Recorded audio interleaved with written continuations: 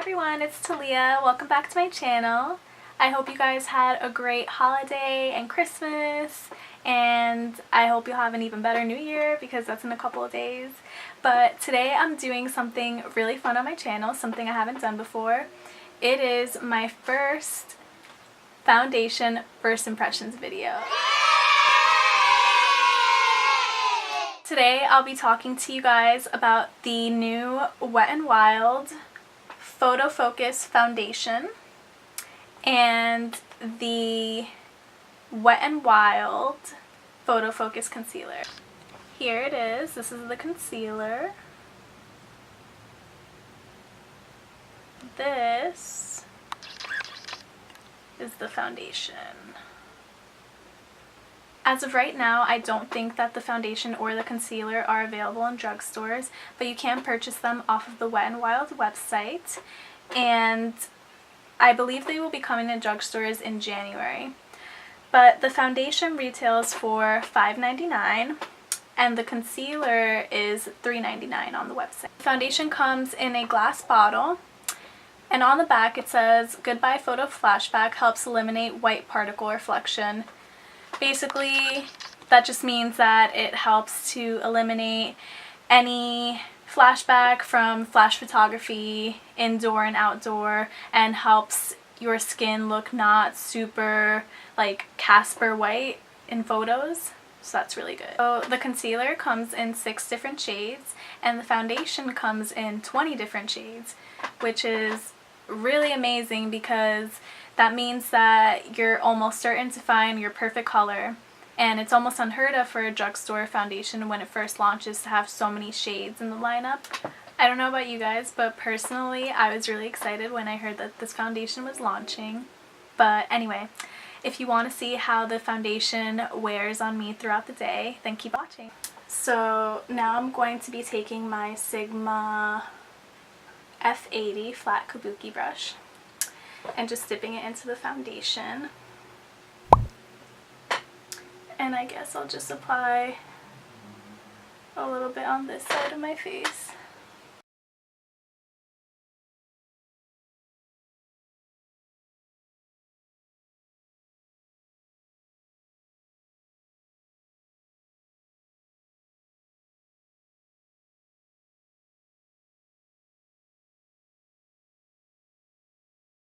So right now I'm looking at the foundation that I just applied, and with only one layer, I feel like it blurred out my imperfections pretty well. My pores definitely look filled in, which is great because I have really big pores. And I'm kind of seeing that this foundation is like on the semi-matte side, which is okay. Personally, I would prefer a really dewy kind of foundation because I have very dry skin. So if you have oily skin or combination, this might be really good for you. And I guess I will go ahead and apply it with the spatula just to see if it goes on any better.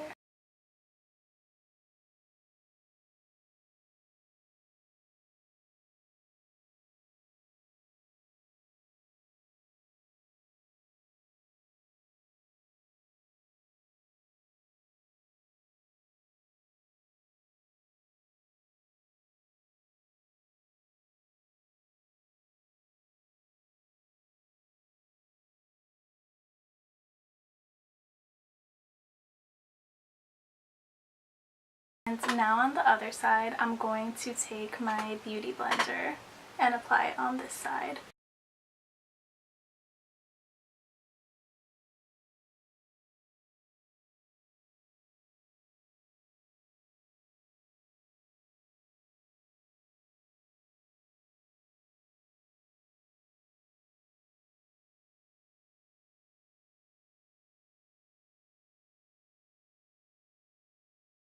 So after applying one layer with the beauty blender, I will say it blends it out really well. But again, I think that made it even more sheer. I think that I got more coverage with my Sigma brush. And I think that the beauty blender is good if you want like a really natural kind of sheer to medium coverage. It's not going to give you full coverage at all. but I'm going to go in with a second layer just to even it out on both sides.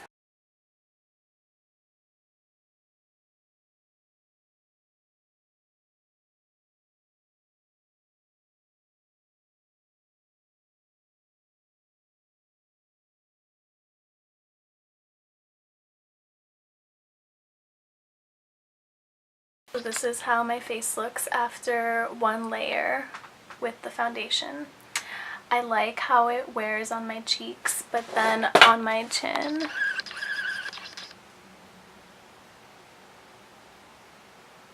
not really liking how it looks on my chin. It looks really cakey, I think. It makes it look really dry, which sucks, but again, if you're oily, I think this is more for you. Now I'm going to take the concealer, and this is in the shade Medium Peach.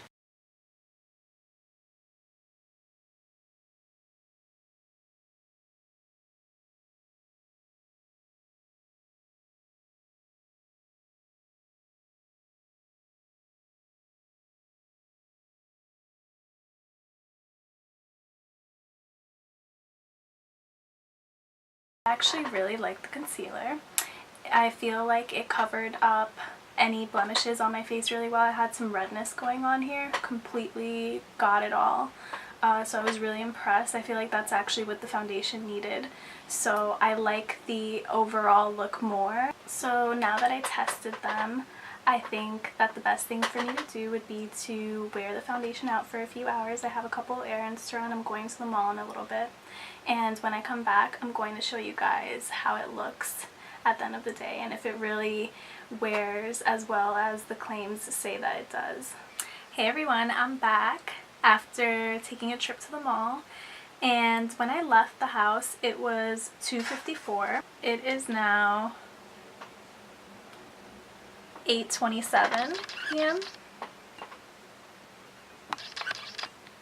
So it was like a good chunk of time to be running around with this foundation, and pretty much what I thought was that it wore well on my face pretty much everywhere except for my chin. I really liked that it filled in my pores. I felt like it gave me like kind of a really seamless look. I would almost compare it to the Benefit Professional Primer. Like, you know how it gives you that really smooth and like silky look through your pores? Like, that's what I felt that this foundation did for me. But I really hated how it wore on my chin, and let me just show you guys how it looked.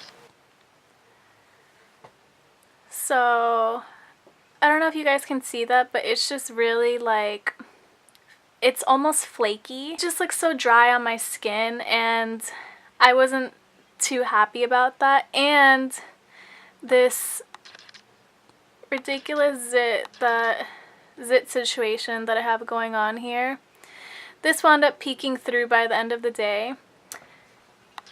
Now I will say that I was kind of touching my chin a lot. I don't know if it was the foundation or what was going on, but I felt like this area felt very itchy to me, and I just had to keep like kind of tapping it and rubbing it a little bit. And I know you're not supposed to touch your face, but I had to. I felt really uncomfortable, so I just didn't like the feeling of it over here. I could definitely feel it around my chin.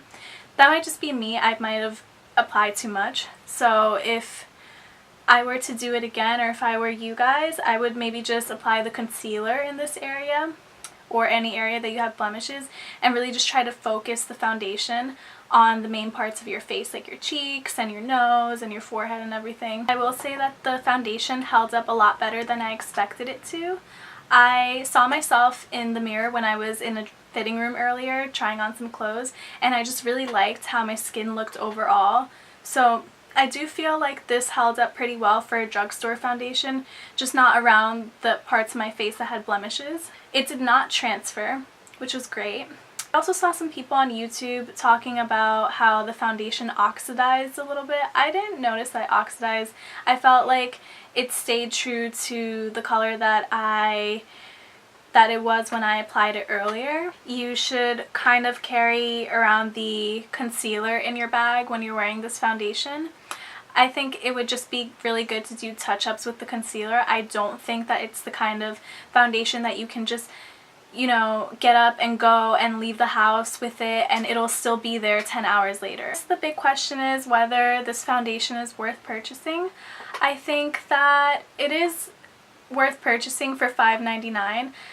It's a great price point for a drugstore foundation. If this was more of a prestige or high-end brand or like something that you would find at Sephora, I would be like, maybe skip it. But since it's so affordable, I don't think you can really go wrong, and I think it's a great foundation for maybe to wear to work or like a daily foundation. I think that the concealer wore pretty well, and I really did like how it just melted into my skin, but I feel like you can still see my dark circles a little bit. Oh, there's still like some baggage and dark circles going on in this area. I would wear it again, but not all the time. I think I would use it once in a while here and there just to switch things up, but not as like a holy grail foundation or anything like that. And same thing for the concealer.